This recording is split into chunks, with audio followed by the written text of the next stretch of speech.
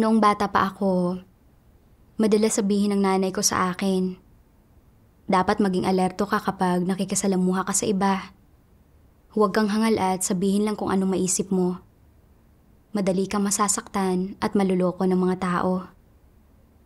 Noon, nang marinig ko ang mga salitang ito, wala pa akong personal na karanasan. Kaya tumango lang ako bilang tugon. Kalaunan, nang makisalamuha na ako sa mga tao sa lipunan, nakita kong ang mga taong nakapalibot sa akin ay nagpapakana at sinasaktan ng isa't isa, alang-alang sa kanilang mga interes. Kapag may nasabing maling salita ang isang tao, ididiin siya ng iba. Naisip ko, mahirap maarok ang puso ng tao. Kailangan kong maging alerto kapag nakikisalamuha sa mga tao sa hinaharap. Basta't hindi ko sinasadyang saktan ng iba, magiging ayos lamang. Pero kailangan kong maging maingat sa kanila. Kung hindi ay sasamantalahin nila ako. Kaya nakikisalamuha man ako sa mga kaibigan o kapitbahay ko, palagi akong nag-iingat. Hindi ako naglakas loob na sabihin ang nasa isip ko dahil sa takot na kung may masabi akong mali, mapapasama ko ang loob ng isang tao at magdadala ako ng gulo sa sarili ko. Maraming taon na akong wala sa bahay dahil sa trabaho. At halos wala akong malalapit na kaibigan. Simula nang manalig ako sa Diyos, nakaugnayan ko na ang mga kapatid. At nakita ko na kapag nagtitipon sila at pinagbabahaginan ang mga karanasan at pagkaunawa nila, kaya nilang lantarang magtapat ng dalisay at sabihin ang pinakatatagong kaisipan nila. Hindi sila nagkukubli o nagtatago ng anuman at labis silang malaya at maginhawa. Dahan-dahan, natuto akong magtapat at makipagbahaginan sa kanila ng walang mga pag-aalinlangan. At nadama kong ang pananalig sa Diyos ay talagang napakaganda. Pero sa mga usaping kinasasangkutan ng mga interes ko mismo, hindi ko mapigilang mamuhay ayon sa panuntunan para sa mga makamundong pakikitungo. Huwag kailanman layuning pinsalain ng iba. Ngunit palaging mag-ingat laban sa pinsalang maaari nilang gawin sa iyo. Iyon ay noong Marso 2023. Dahil hindi magaganda ang resulta ng gawain ng pagsusulat ng aming iglesia, nagpadala ng maraming sulat ang leader na tinatanong ang dahilan nito at nagtatanong kung paano namin babaguhin ang mga bagay-bagay mula roon. Ang katuwang kong sister na si Shinjing ay tutol dito. At sinabi niya sa leader ng grupo na si Lin Xiao at sa akin na araw-araw napakaabala namin. Kaya wala na kaming libreng oras at napakahigpit ng pangangasiwa at pagsubaybay ng leader sa aming gawain. Masyadong nakakapagod na gawin ang tungkuling ito. Noong panahong iyon, inisip ko na lang na nasabi niya iyon dahil hindi maganda ang kalagayan niya. At na nagkaroon din naman kaming lahat ng mga pagkakataon kung kailan negatibo kami at nagpapakita ng mga katiwalian. Bukod pa roon, may mga naging katulad din akong kalagayan niya. Hindi ko lang ipinagsabi ang mga iyon. Kaya hindi ko masyadong pinansin ang mga bagay na sinabi ni Shinjing. Nakipagbahaginan ang leader ng grupo kay Shinjing na hinihimay ang dahilan sa likod ng kanyang pagiging masyadong salungat sa pangangasiwa ng leader. Sinabi ng leader na ang pinakaugat nito ay dahil tinatamasa ni Shinjing ang mga kaginawahan ng laman sa tungkulin nito at ayaw nito magdusa at magbayad ng halaga. At nagbahagi rin ang leader tungkol sa kahalagahan ng pangangasiwa ng mga leader sa gawain. Nang marinig ni Shinjing ang pagbabahagi ng leader, napagtanto ni Shinjing na talagang tamad siya at na kung hindi dahil sa pagsubaybay at pangangasiwa ng leader, babaliwalain niya ang kanyang tungkulin at tiyak na aantalahin ang gawain. Gayunpaman, pagkatapos nito, kapag nagtitipon at nag-aaral, nagsasalita pa rin si Shinjing ng pagsalungat sa pangangasiwa ng leader sa gawain. Nung panahong iyon, naisip ko, nasasabi niya lang siguro ang mga ito dahil walang mga resulta ang gawain niya kamakailan na nakaapekto sa kalagayan niya. Sa tulong ng pagtitipon at pagbabahaginan, maaaring mabago niya ang landas niya pagkatapos nito. Kaya hindi ko ito seneryoso. Isang araw noong Mayo, dumating ang leader para makipagtipon sa amin. Sinabi niya na may nagsumbong na mahilig si Shinjing magpahayag ng pagiging negatibo at labis itong salungat sa pangangasiwa ng mga leader sa gawain. Ginamit din ng leader ang mga salita ng Diyos para pagbahaginan at himayin ang kalikasan at mga kahihinatnan ng mga salita at kilos ni Shinjing. Nang marinig ko ito bigla, natulala ako. Ang hula ko ay galing sa leader ng grupo na si Lin Xiao, ang sumbong na ito. Dahil kaming dalawa lang ang nakakaalam sa sinabi ni Shinjing. Hindi ako nagsumbong, kaya siguradong si Lin Xiao iyon. Nang iniisip ko ito, may kaisipang sumagi sa isip ko. Pagkatapos nito, kailangan ko maging mas maingat kapag nagsasalita ako. Pwedeng magdulot na matinding gulo ang pagsasabi ng isang maling salita. Pero, nang maisip ko ito, hindi ko ito masyadong pinansin at hinayaan ko lang itong lumipas.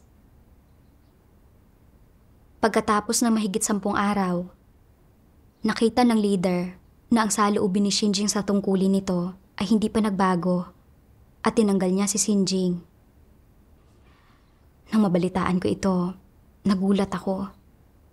Iniisip ko na ang ginawa lang naman niya ay ang ipagtapat sa mga pagtitipon ng kalagayan niya.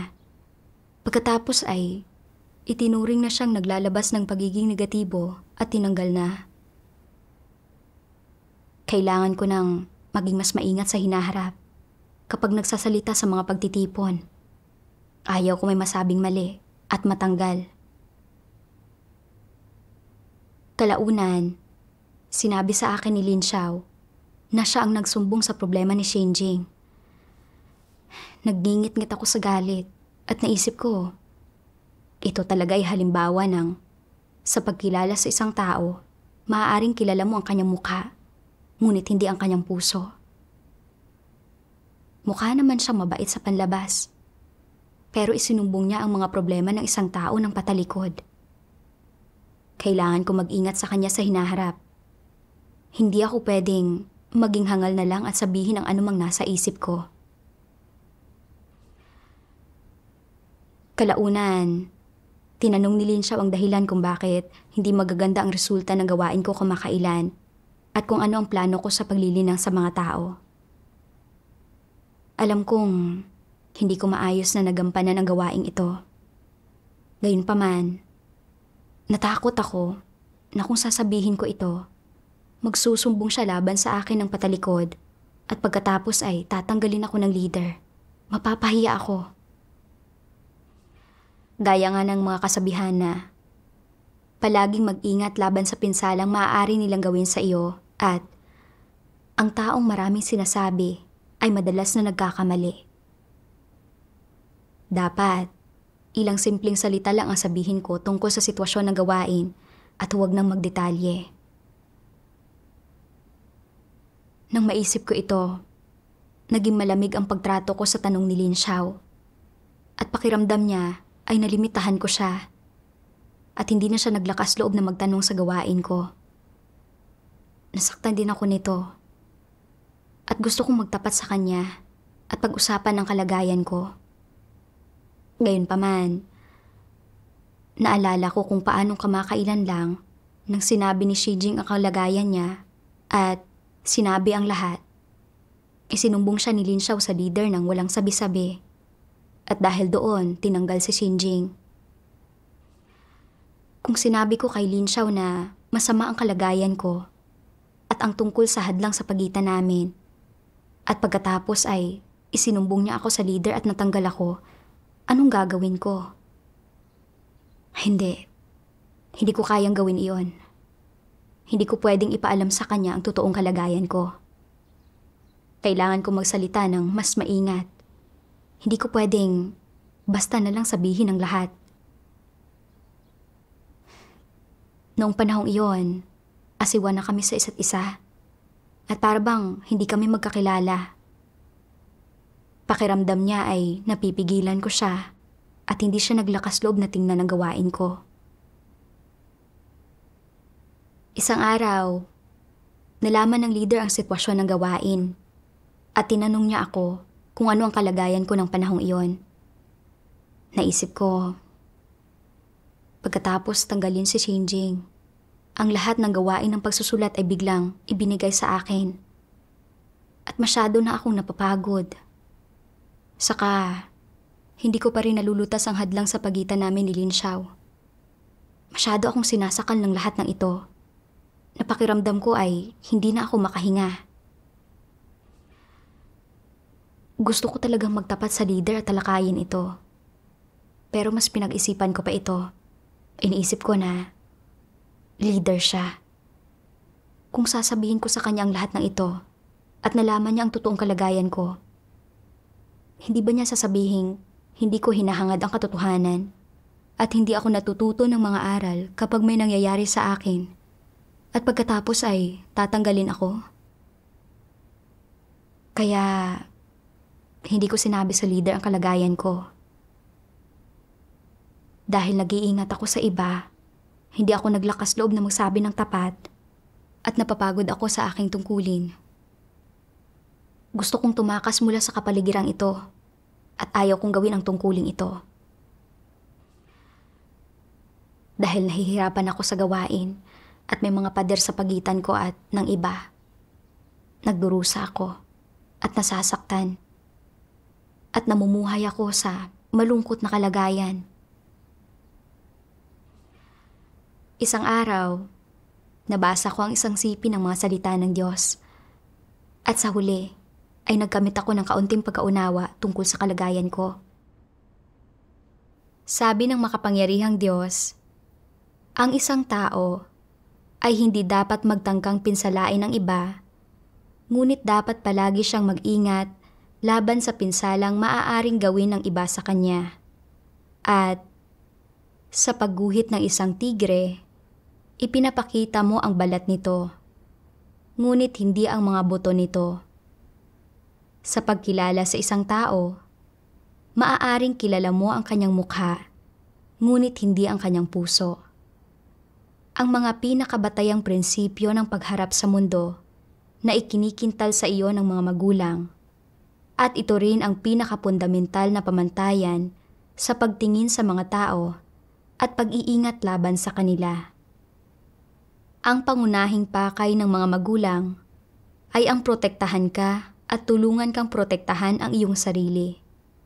Gayunpaman, mula sa ibang anggulo, ang mga salita, kaisipan, at pananaw na ito ay maaaring mas magparamdam sa iyo na ang mundo ay mapanganib at ang mga tao ay hindi mapagkakatiwalaan, kaya ganap kang nawawala ng positibong damdamin para sa iba.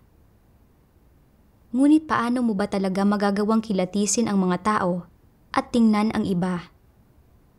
Sinong mga tao ang makakasundo mo at ano ang dapat na tamang ugnayan sa pagitan ng mga tao? Paano dapat makisalamuha ang isang tao sa iba batay sa mga prinsipyo? At paano makikisalamuha ang isang tao sa iba ng patas at maayos? Walang alam ang mga magulang tungkol sa mga bagay na ito. Alam lang nila kung paano gumamit ng mga panlalansi, pakana, at iba't ibang panuntunan at estratehiya sa pagharap sa mundo upang mag-ingat laban sa mga tao at upang samantalahin at kontrolin ang iba para maprotektahan ang kanilang sarili mula sa pamiminsala ng iba, gaano man nila pinipinsala ang iba. Habang itinuturo ang mga kaisipan at pananaw na ito sa kanilang mga anak, ang mga bagay na ikinikintal sa kanila ng mga magulang ay mga partikular na estratehiya lamang sa pagharap sa mundo. Ang mga ito ay mga estratehiya lamang. Ano ang kasama sa mga estratehiyang ito? Ang lahat ng uri ng panlalansi, mga panuntunan sa pakikipag-ugnayan, kung paano palugurin ang iba, kung paano protektahan ang sariling mga interes, at kung paano mapalaki ang pansariling pakinabang. Katotohanan ba ang mga prinsipyong ito? Ang mga prinsipyong ito ba ang tamang landas na dapat sundin ng mga tao? Wala sa mga ito ang tamang landas. Kaya, ano ang diwa ng mga kaisipang ito na ikinikintal ng mga magulang sa iyo? Ang mga ito ay hindi naaayon sa katotohanan, hindi ang tamang landas, at hindi mga positibong bagay. Kung gayon, ano ang mga ito? Ang mga ito ay ganap na pilosopiya ni Satanas na nagtitiwali sa atin. Kung titingnan ang mga resulta, ginagawa nitong tiwali ang mga tao. Kaya, ano ang diwa ng mga kaisipang ito? Tulad ng, ang isang tao ay hindi dapat magtangkang pinsalain ang iba, ngunit dapat palagi siyang mag-ingat laban sa pinsalang maaaring gawin ng iba sa kanya. Ito ba ang tamang prinsipyo sa pakikisalamuha sa iba? Hindi. Ganap na negatibong bagay ang mga ito na nagmumula kay Satanas. Ang mga ito ay mga negatibong bagay na nagmumula kay Satanas. Kaya ano ang diwa at kalikasan ng mga ito? Hindi ba't mga panlalansi ang mga ito?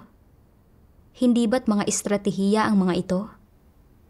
Hindi ba't mga taktika ang mga ito para makuha ang loob ng iba? Ang mga ito ay hindi ang mga prinsipyo ng pagsasagawa para sa pagpasok sa katotohanan o mga positibong prinsipyo at direksyon kung saan itinuturo ng Diyos sa mga tao kung paano umasal. Ang mga ito ay mga estratehiya sa pagharap sa mundo, mga panlalansi ang mga ito. Dahil pinagbulayan ko ang kalagayang inilantad ng Diyos, sa wakas ay naunawaan ko na palagi ako namumuhay ayon sa mga satanikong patakaran na huwag kailanman layuning pinsalain ang iba, ngunit palaging mag-ingat laban sa pinsalang maaari nilang gawin sa iyo. At sa pagguhit ng isang tigre, ipinapakita mo ang balat nito, ngunit hindi ang mga buto nito. Sa pagkilala sa isang tao, maaaring kilala mo ang kanyang mukha, ngunit hindi ang kanyang puso. Naisip ko na para maprotektahan ang sarili ko sa pinsala at panluloko, kailangan kong maging maingat at mapagbantay sa lahat. Kaya, sino mang kausap ko, masyado akong maingat kung paano ako magsalita at kumilos. Hindi ko karaniwang sinasabi sa mga tao ang mga totoong kaisipan ko, at kadalasan, nananahimik lang ako. Sa ganoong paraan, hindi ko kailangang magdusa ng kawalan ni mapasama ang loob ng mga tao. Lalo na sa panahong ito, nang isinumbong ni Lin Xiao ang problema ni Xinjing, at si Xinjing ay hindi nagsisi at pagkatapos ay natanggal, namuhay ako sa kalagayan ng pag-iingat. Hindi nangangahas na ipagtapat ang totoong kalagayan ko sa iba dahil sa takot na baka isang araw ay tanggalin din ako. Kapag nakikipag-usap ako sa iglesia at sa mga leader ng grupo, masyado akong maingat at hindi ako naglalakas loob na magtapat. Kadalasan, nagsasalita lamang ako ng ilang simpleng parirala para matapos na iyon. Mahigpit akong nagagapos ng mga lason ni Satanas at puno pa nga ako ng mga pag-aalinlangan kapag pumupunta sa mga tao para makipagbahaginan. Walang lakas ng loob para magtapat at ilantad ang sarili ko. Namumuhay ako sa pasakit at pagpapahirap. Ang mga satanikong panuntunang ito ay para bang makakapagprotekta sa mga interes ng tao. Pero tinuturuan ng mga ito ang mga tao na mag-ingat at huwag sabihin ang nasa isip nila kapag nakikisalamuha sa isang tao at na dapat magpigil sila kapag kasama nila ang iba. Sa ganitong paraan, kapag may dalawang magkasalamuhang tao, ang isa ay palaging nag-iingat, samantalang ang isa naman ay nagpapalagay lang at hindi nila pinagkakatiwalaan ang isa't isa. Palagi silang nagkakalkula at napupuot sa isa't isa. Mapagpaimbabaw sila sa pag-asal nila. Ginagawa nito ang mga taong maging mas mapandinlang pa at mabawasan ang pagkatao. Noon ko lamang nakita ng malinaw na ang huwag kailanman layuning pinsalain ng iba, ngunit palaging mag-ingat laban sa pinsalang maaari nilang gawin sa iyo, ay hindi talaga prinsipyo na dapat gumabay sa asal ng isang tao. Ito ay ganap na pangwawasak at panloloko ni Satanas sa mga tao gamit ang mga tusong pakanan nito. At bukod pa roon ay isang pamamaraan din na ginagamit ni Satanas para gawing tiwali ang mga tao. Ang pamumuhay ayon sa gayong kasabihan ay magsasanilang sa mga taong mawalan ng normal na pagkatao. Kalaunan, ipinagpatuloy ko ang pagbabasa sa mga salita ng Diyos. Sabi ng makapangyarihang Diyos, ang pagkukondisyon ng pamilya ay malamang na may kasama pang mas maraming panuntunan para sa pag-asal at pagharap sa mundo.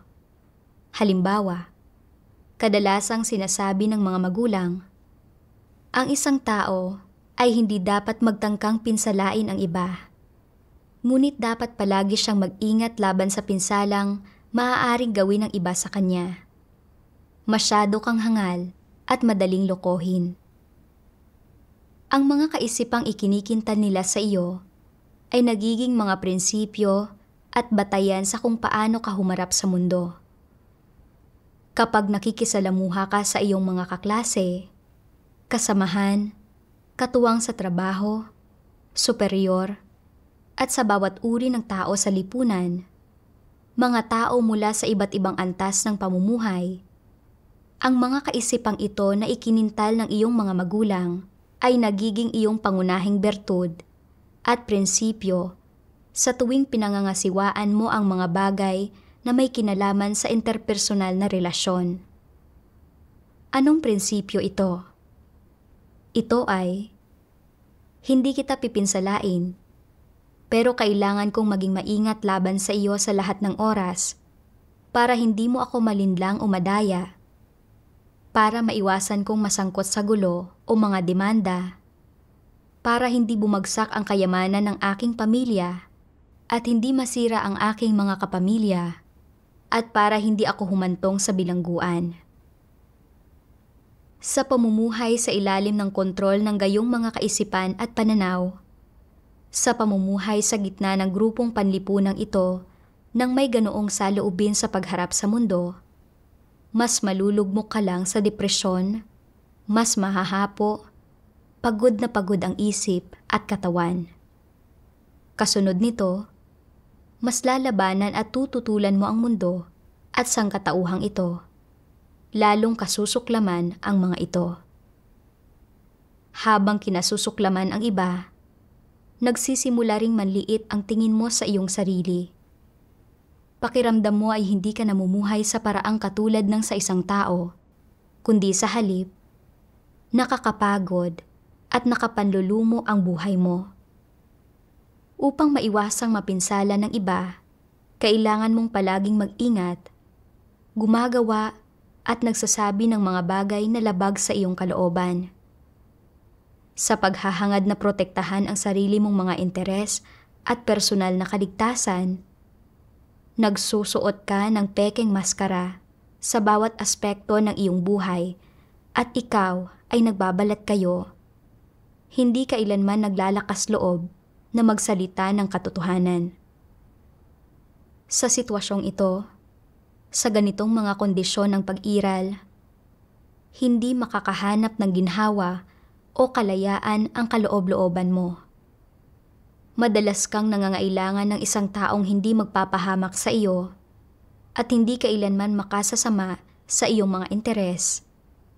Isang taong maaari mong pagsabihan ng iyong mga iniisip sa iyong kaloob-looban at paglabasan ng iyong mga pagkadismaya. Nang hindi mo kakailanganing panagutan ang iyong mga sinabi, hindi ka makatatanggap ng mga pangungutya, panunuya, panlilibak, o haharap sa anumang kahihinatnan. Sa sitwasyon kung saan ang kaisipan at pananaw na ang isang tao ay hindi dapat magtangkang pinsalain ang iba, ngunit dapat palagi siyang mag-ingat laban sa pinsalang maaaring gawin ng iba sa kanya, ay ang iyong prinsipyo sa pagharap sa mundo. Ang kaloob-looban mo ay napupuno ng takot at kawalan ng kapanatagan. Natural na manlulumo ka, wala kang mapaglabasan, at kailangan mo ng isang taong mag-aalo sa iyo, isang taong mapagsasabihan mo. Sa makatuwid, kung titingnan mula sa mga aspektong ito, bagamat ang prinsipyo sa pagharap sa mundo na itinuro sa iyo ng mga magulang mo, ang isang tao ay hindi dapat magtangkang pinsalain ang iba, ngunit dapat palagi siyang mag-ingat laban sa pinsalang maaaring gawin ng iba sa kanya, ay maaaring makapagprotekta sa iyo. Parehong may mabuti at masamang epekto ito. Bagamat pinoprotektahan nito ang iyong mga pisikal na interes at personal na kaligtasan sa isang antas.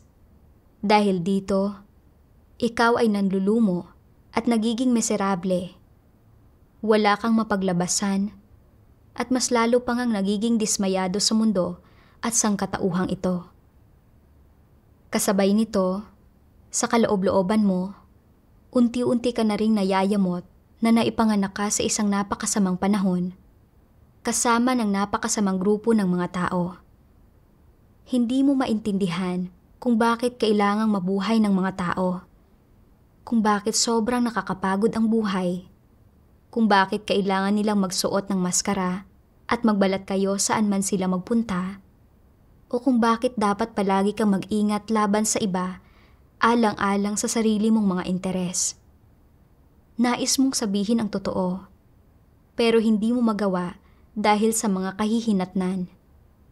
Gusto mong maging isang tunay na tao, hayagang magsalita at umasal, at iwasang maging isang mababang uri ng tao o gumawa ng mga napakasama at kahiyahiyang gawa ng palihim, namumuhay lamang sa kadiliman, subalit hindi mo magawa ang alinman sa mga ito. Naantig ng mga salita ng Diyos ang kaibuturan ng puso ko. Kung aalalahanin ko ang nagdaang mahigit 20 taon, palagi akong namumuhay ayon sa mga satanikong lason na gaya ng huwag kailanman layuning pinsalain ang iba, ngunit palagi mag-ingat laban sa pinsalang maaari nilang gawin sa iyo, at ang taong maraming sinasabi ay madalas na nagkakamali. Naging tuso at mapanlin lang ako. Nag-iingat at laging alerto sa nakapaligid sa akin. Hindi nagsasalita ng tapat sa mga tao. Dahil dito, hindi ako nagkaroon ng malalapit na kaibigan habang nagtatrabaho ako na malayo sa bahay sa loob ng maraming taon. At labis akong malungkot. Pagkatapos kong manalig sa Diyos, namuhay pa rin ako ayon sa mga satanikong lason na ito.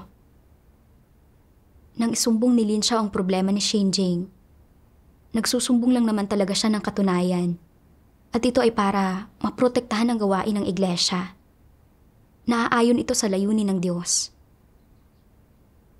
Gayunpaman, nakita ko ito bilang paghahain ng reklamo sa isang tao ng patalikod. At natakot ako na maghahain siya sa leader ng reklamo laban sa akin sa hinaharap para tanggalin ako. Dahil dito, nag-ingat ako sa kanya. Pagkatapos nito, kahit na hindi panatag ang konsensya ko, hindi ako naglakas loob na magtapat. Takot na takot ako. na kung may masabi akong mali o magsalita ako tungkol sa tunay kong kalagayan, magdudulot ito sa akin ng gulo. Kaya namuhay ako na nasasaktan at nahihirapan. Napagnilayan ko na namuhay ako ng buhay na may gayong pagdurusa at pagkapagod dahil sa mga itinuro ng mga magulang ko at sa impluwensya ng lipunan sa akin mula pagkabata.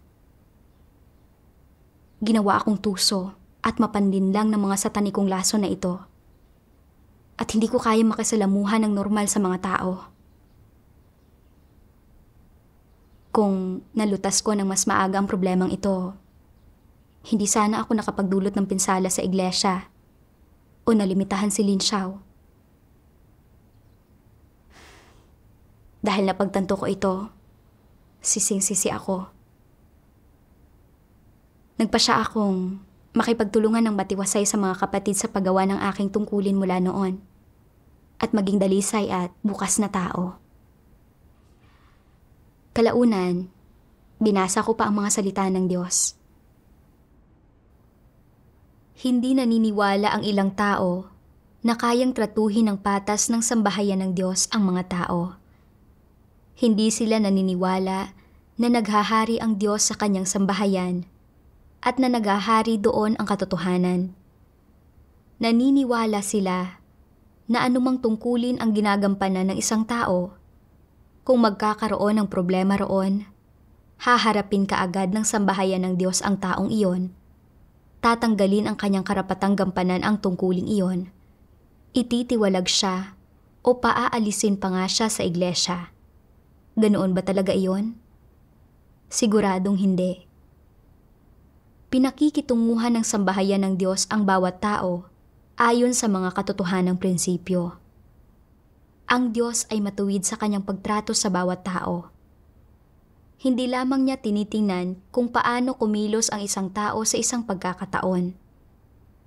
Tinitingnan niya ang kalikasang diwa ng isang tao, ang kanyang mga intensyon, ang kanyang pag-uugali, at tinitingnan niya, lalo na, kung kaya ba ng isang tao na pagnilayan ang kanyang sarili kapag nagkakamali siya, kung nagsisisi ba siya, at kung kaya ba niyang mahanap ang diwa ng problema batay sa kanyang mga salita, maunawaan ang katotohanan, kamuhian ang kanyang sarili, at tunay na magsisi.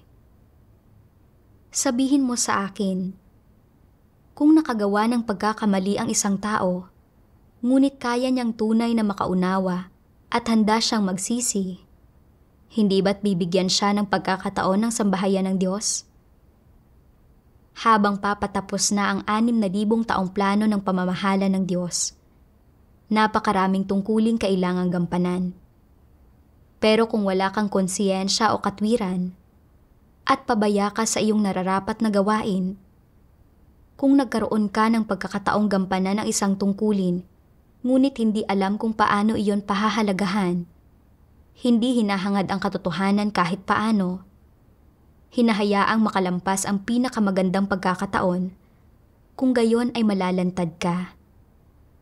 Kung palagi kang pabasta-basta sa pagganap sa iyong tungkulin, at hindi ka man lang nagpapasakop kapag nahaharap ka sa pagpupungos, gagamitin ka pa rin kaya ng sambahayan ng Diyos para gumanap sa isang tungkulin?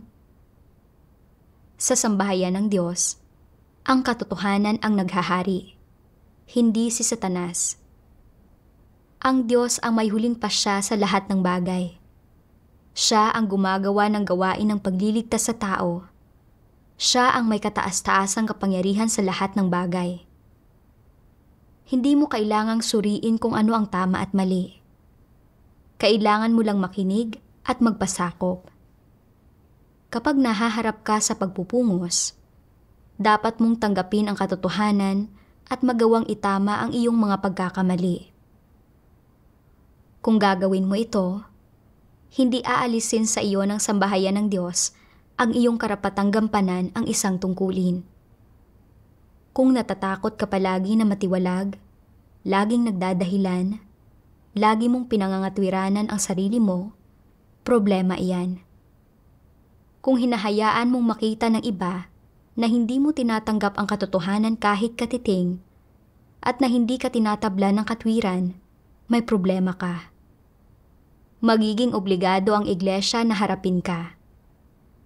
Kung hindi mo man lamang tinatanggap ang katotohanan sa pagganap sa iyong tungkulin at lagi kang natatakot na mabunyag at matiwalag, ang takot mong ito ay nababahira ng intensyon ng tao at ng tiwaling sa tanikong disposisyon at ng paghihinala, pag-iingat at maling pagkaunawa. Wala sa mga ito ang mga pag-uugali na dapat mayroon ang isang tao.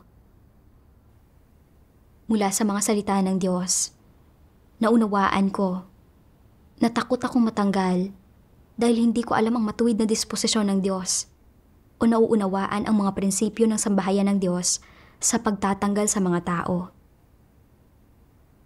Sa realidad, kapag nagtatanggal at nagtitiwalag ng tao ang sambahayan ng Diyos, hindi ito ginagawa ng kaswal lang batay sa panandaliang pag-uugali ng taong iyon o sa kamaliang nagawa nito. Sa halip, binibigyan ng pagkakataon ng taong iyon na magsisi sa abot ng makakaya nito. At kapag lang hindi nagbago ng landas ang taong iyon at nagdala pa ng pinsala sa gawain, saka ito tatanggalin. Samantala, may iba na nagpapakita ng ilang katiwalian, pero sa pamamagitan ng pagbabahagi at tulong ng mga kapatid, nagagawa nila magsisi sa Diyos at pumihit sa kanilang mga paglihis. Ang mga gayong tao ay hindi tatanggalin at ititiwalag. Tinamasa ni Xinjing ang mga kaginhawahan ng laman at wala siyang pagpapahalaga sa pasanin sa kanyang tungkulin. Sinalungat niya ang pangangasiwa at pagsubaybay ng leader sa gawain at nagpakalat pa nga siya ng pagiging negatibo sa mga pagtitipon. Pinuna ni Lin Xiao ang problema niya at maraming beses siyang tinulungan. Pero hindi nagpakita ng kahit na anong pagsisisi si Xinjing. Saka lamang isinumbong ni Lin Xiao ang problema ni Xinjing. Ang pagtatanggal kay Xinjing ay naaayon sa mga prinsipyo at pagiging matuwid ng Diyos.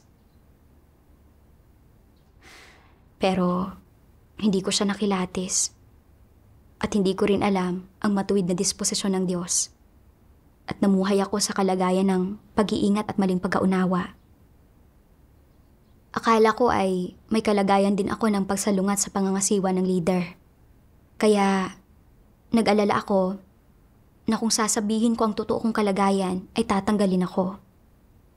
Dahil dito, takot ako na malaman ni Lin Xiao at ng leader ang kalagayan ko. Sa katunayan, maraming beses sinabi ng mga salita ng Diyos na inililigtas ng Diyos ang tiwaling sangkatauhan.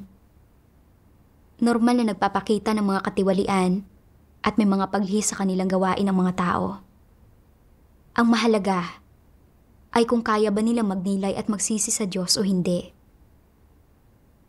Gaya ito ng sinabi ng Diyos na ang awa at pagpaparaya ng Diyos ay hindi bihira. Ang totoong pagsisisi ng tao ang ganoon. Bukod pa roon, nakipagbahaginan si Lin Xiao at paulit-ulit na tinulungan si Xinjing pagkatapos na matuklasan ang problema nito. Hindi pa rin nagbago ng landas si Xinjing, kaya kinailangang maisumbong siya ayon sa mga prinsipyo.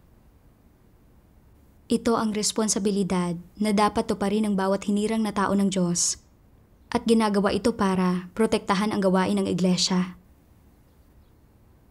Gayunpaman, nagreklamo pang ako dahil isinumbong ni Lin Xiao nang walang pasabi ang problema ni Xinjing sa leader. At nag-ingat ako at mali ang naging pagkaunawa ko kay Lin Xiao. Noon ko lamang nakita na hindi lamang mapandin lang ang disposisyon ko, baluktot din ang pagkaunawa ko. Mayroon pa akong isa pang nakakalinlang na pananaw noong tanggalin si Xinjing. Naniwala ako na kung ipagtatapat ko sa isang pagtitipon ang totoo kong kalagayan, ituturing ito na paghahayag ng pagiging negatibo. kaya hindi ako naglakas loob na sabihin ang nasa isip ko. Pagkatapos, binasa ko ang isang sipi ng mga salita ng Diyos na sinipi sa isang artikulo ng patotoong batay sa karanasan. At sa wakas ay naunawaan ko na ang pananaw na ito ay hindi naaayon sa katotohanan. Sabi ng makapangyarihang Diyos, sa pangkalahatan, ito ang iba't ibang kalagayan at pagpapamalas ng mga taong nagpapakawala ng pagkanegatibo. Kapag hindi natupad ang kanilang pagnanais na maghangad ng katayuan, kasikatan, at pakinabang, kapag gumagawa ng mga bagay ang Diyos na salungat sa kanilang mga kuro-kuro at mga imahinasyon, mga bagay na nauugnay sa kanilang mga interes, nasisilo sila sa mga emosyon ng pagsuway at kawalang kasiyahan. At kapag taglay nila ang mga emosyong ito, nagsisimulang bumuo ang kanilang isipan ng mga palusot, pagdadahilan, pangangatwiran, pagdedepensa, at iba pang mga saloobin ng pagrereklamo. Sa oras na ito, hindi sila nagpupuri sa Diyos o nagpapasakop sa Kanya, at lalong hindi nila hinahanap ang katotohanan upang kilalanin ang kanilang sarili. Sa halip, nilalabanan nila ang Diyos gamit ang kanilang mga kuro-kuro, imahinasyon, ideya, at opinyon o pagkamainitin ng ulo. At paano sila lumalaban? Ikinakalat nila ang kanilang mga emosyon ng pagsuway at kawalang kasiyahan. Ginagamit ito para linawin ang kanilang mga saloobin at opinyon sa Diyos. Sinisikap na pakilusin ang Diyos ayon sa kanilang mga ninanais at hinihingi upang mabigyang kasiyahan ang kanilang mga nasa. Saka lamang mapapayapa ang kanilang mga emosyon. Partikular na nagpapahayag ang Diyos ng maraming katotohanan para hatulan at kastiguhin ang mga tao, para dalisayin ang kanilang mga tiwaling disposisyon, para iligtas ang mga tao mula sa impluwensya ni Satanas, at sino ang nakakaalam kung ilang pangarap ng mga tao na mapagpala ang naputol ng mga katotohanan ito na nagwawasak sa pantasya na maiakyat sa langit na inasam nila araw at gabi. Nais nilang gawin ang lahat ng kaya nila para baguhin ang mga bagay-bagay. Pero wala silang lakas. Maaari lang silang malubog sa kapahamakan ng may pagkanegatibo at hinanakit. Nakakaramdam sila ng pagsuway sa lahat ng ito na isinaayos ng Diyos dahil ang ginagawa ng Diyos ay salungat sa kanilang mga kuro-kuro, interes at iniisip. Sa partikular, kapag ginagawa ng iglesia ang gawain ng paglilinis at itinitiwalag ang maraming tao, iniisip ng mga taong ito na hindi sila ililigtas ng Diyos, na itinaboy sila ng Diyos, na hindi patas ang pagtrato sa kanila, kaya nga gusto nilang magkaisa sa pagtutol. Sinisikap nilang itanggi na ang Diyos ang katotohanan, itanggi ang pagkakakilanlan at diwa ng Diyos, at itanggi ang matuwid na disposisyon ng Diyos. Mangyari pa, sinusubukan rin nilang itanggi ang katunayan ng kataas-taasang kapangyarihan ng Diyos sa lahat ng bagay. At sa anong paraan nila itinatanggi ang lahat ng ito? Sa pamamagitan ng paglaban at pagtutol. Ang implikasyon ay, ang ginagawa ng Diyos ay salungat sa aking mga kuro-kuro. Kaya nga hindi ako nagpapasakop. Hindi ako naniniwala na ikaw ang katotohanan. Magpoprotesta ako laban sa iyo at ipapakalat ko ang mga bagay na ito sa iglesia at sa mga tao. Sasabihin ko ang anumang gusto ko at wala akong pakialam kung ano ang mga kahihinatnan. May kalayaan akong magsalita.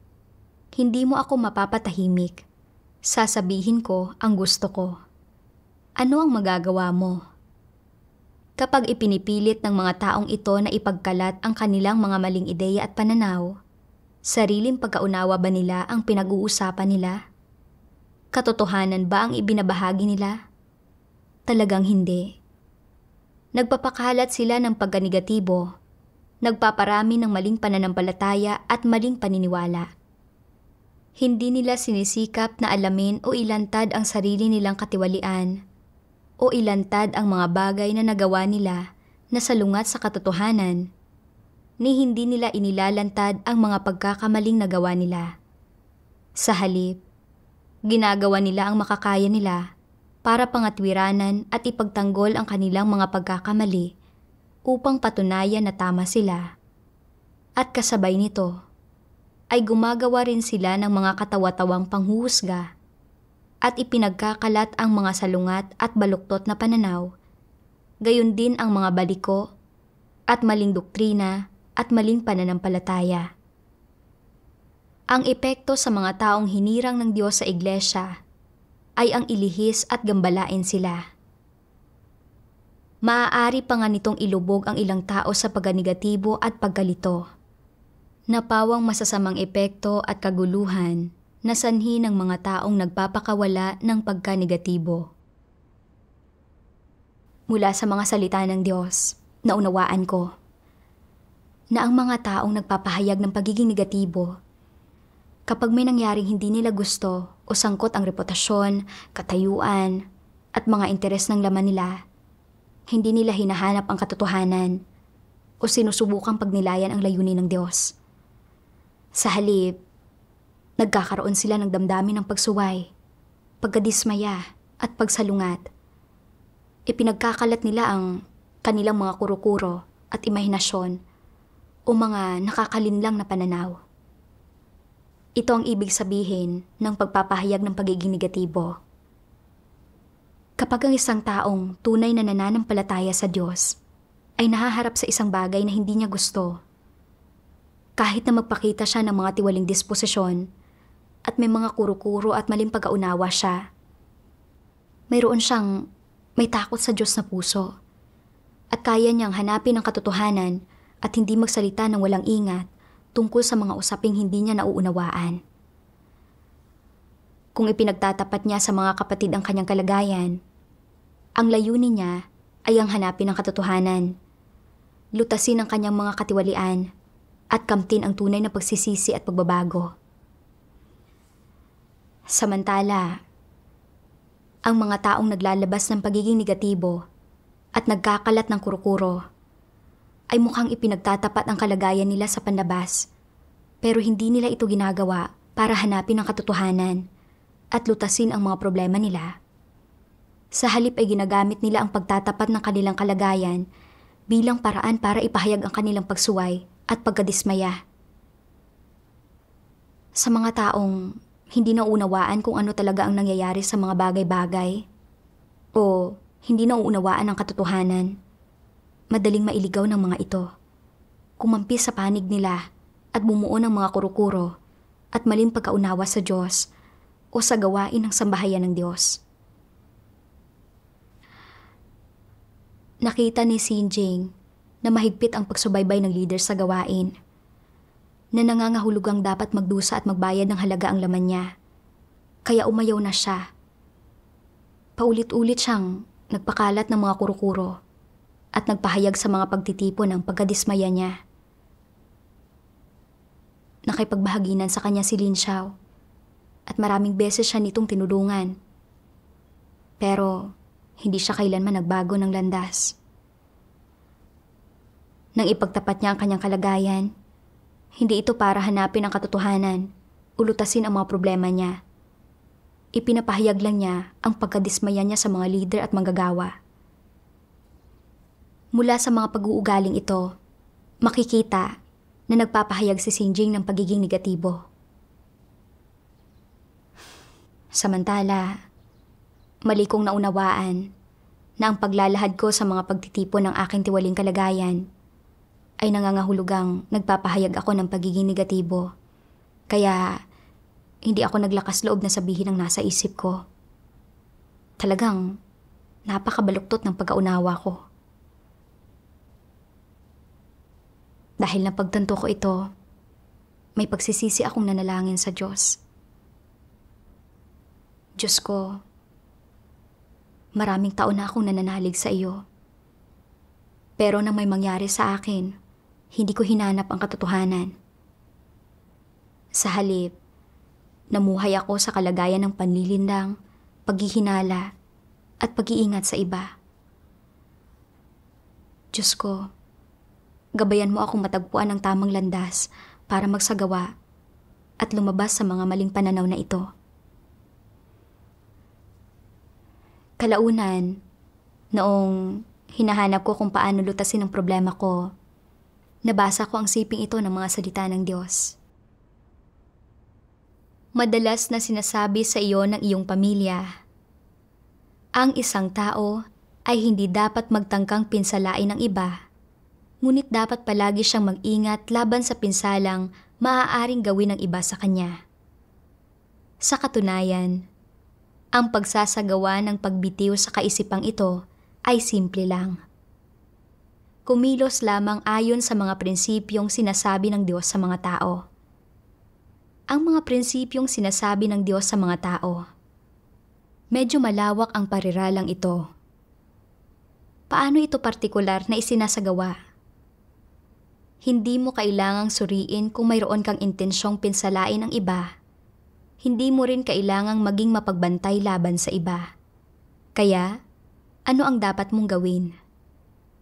Sa isang aspekto, dapat maayos mong mapanatili ang mga mapayapang ugnayan sa iba.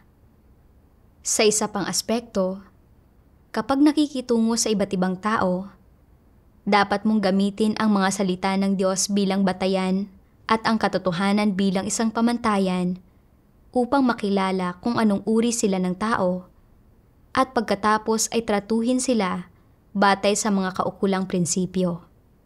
Ganoon lang ito kasimple. Kung sila ay mga kapatid, tratuhin sila bilang mga kapatid. Kung sila ay masigasig sa kanilang paghahangad at nagsasakripisyo at ginugugol ang kanilang sarili, kung gayon ay ituring sila bilang mga kapatid na tapat na gumagampan sa kanilang tungkulin. Kung sila ay mga hindi mananampalataya, ayaw gampanan ang kanilang tungkulin, nais lamang na mamuhay ng pasibo, kung gayon, hindi mo sila dapat tratuhin bilang mga kapatid, kundi bilang mga walang pananampalataya. Kapag tinitingnan mo ang mga tao, dapat mong tingnan kung anong uri sila ng tao, ano ang kanilang disposisyon, pagkatao, at ang kanilang saloobin sa Diyos at sa katotohanan. Kung kaya nilang tanggapin ang katotohanan at handa silang isagawa ito, ituring mo sila bilang mga tunay na kapatid, bilang pamilya. Kung masama ang kanilang pagkatao at magaling lang sila sa salita pero hindi handang isagawa ang katotohanan, may kakayahang talakayin ang doktrina pero hindi kailanman isinasagawa ang katotohanan, kung gayon, ituring mo sila bilang mga trabahador lamang, hindi bilang pamilya. Ano ang sinasabi ng mga prinsipyong ito sa iyo? Sinasabi ng mga ito sa iyo ang prinsipyo na dapat gamitin sa pagtrato sa iba't ibang uri ng tao. Ito ay isang prinsipyong madalas na nating tinatalakay. Iyon ay ang pagtrato sa mga tao ng may karunungan. Ang karunungan ay isang pangkalahatang termino.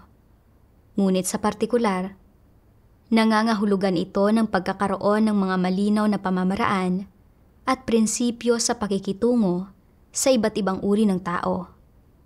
Lahat ay nakabatay sa katotohanan, hindi sa mga personal na damdamin, personal na kagustuhan, personal na pananaw, sa mga bentaha at desbentaha nila sa iyo o sa kanilang edad, kundi sa mga salita lamang ng Diyos. Sa mga katuwid, sa pakikitungo sa mga tao, hindi mo kailangang suriin kung mayroon kang intensyon na pinsalain ng iba o maging mapagbantay laban sa iba.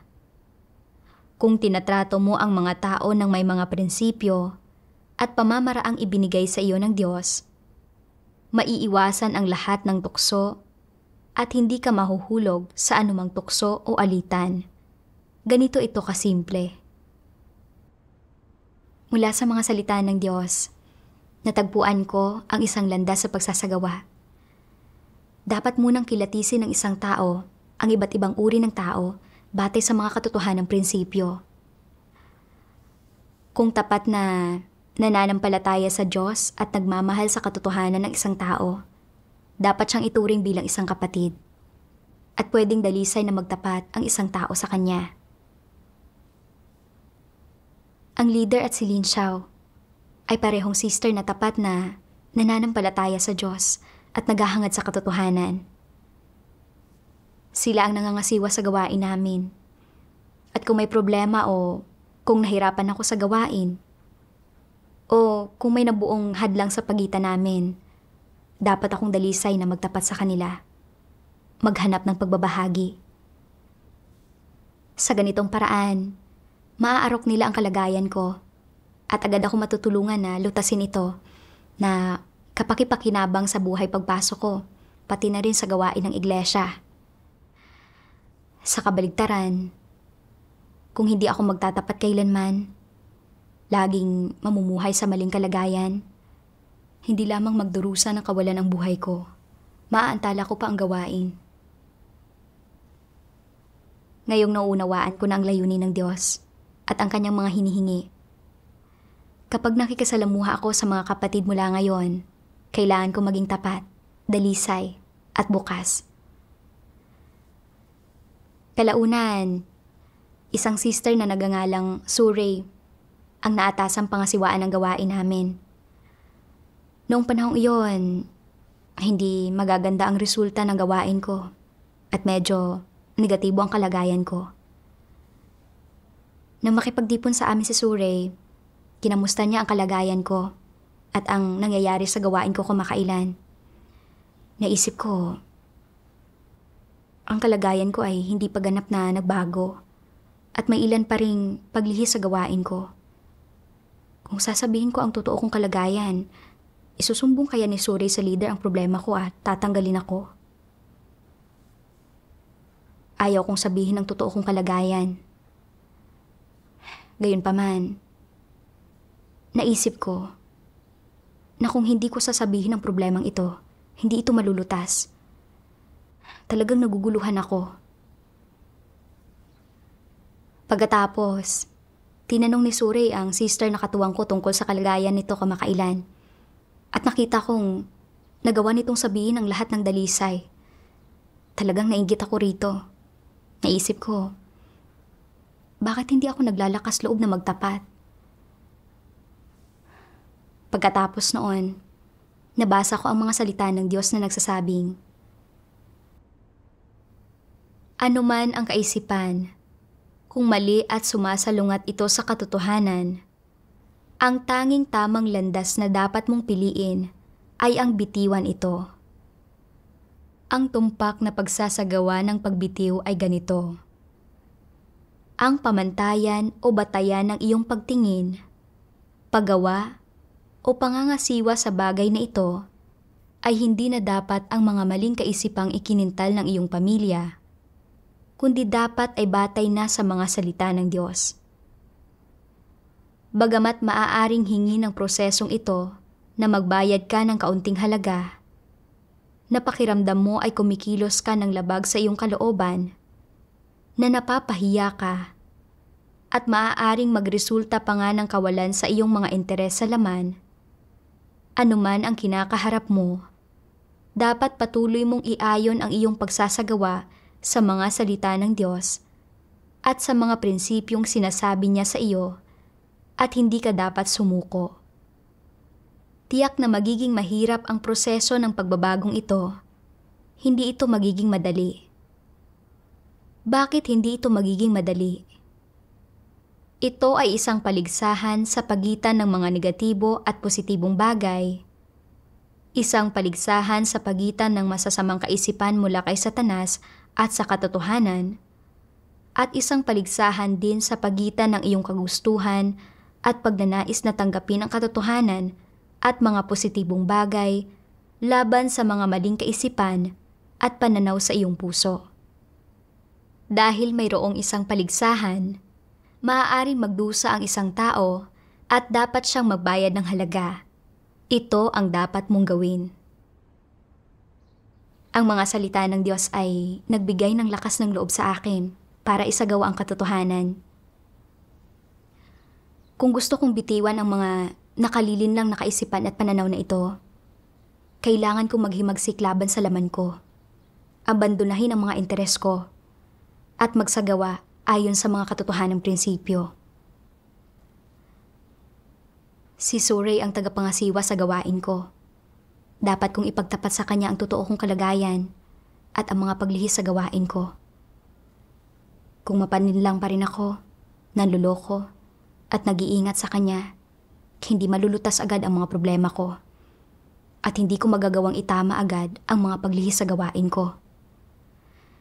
Kaya, sinabi ko sa kanya ang kalagayan ko at ang tungkol sa mga paglihis na ito. At ginamit niya ang mga salita ng Diyos para makipagbahaginan sa akin na tinulungan akong baguhin ng kaunti ang kalagayan ko.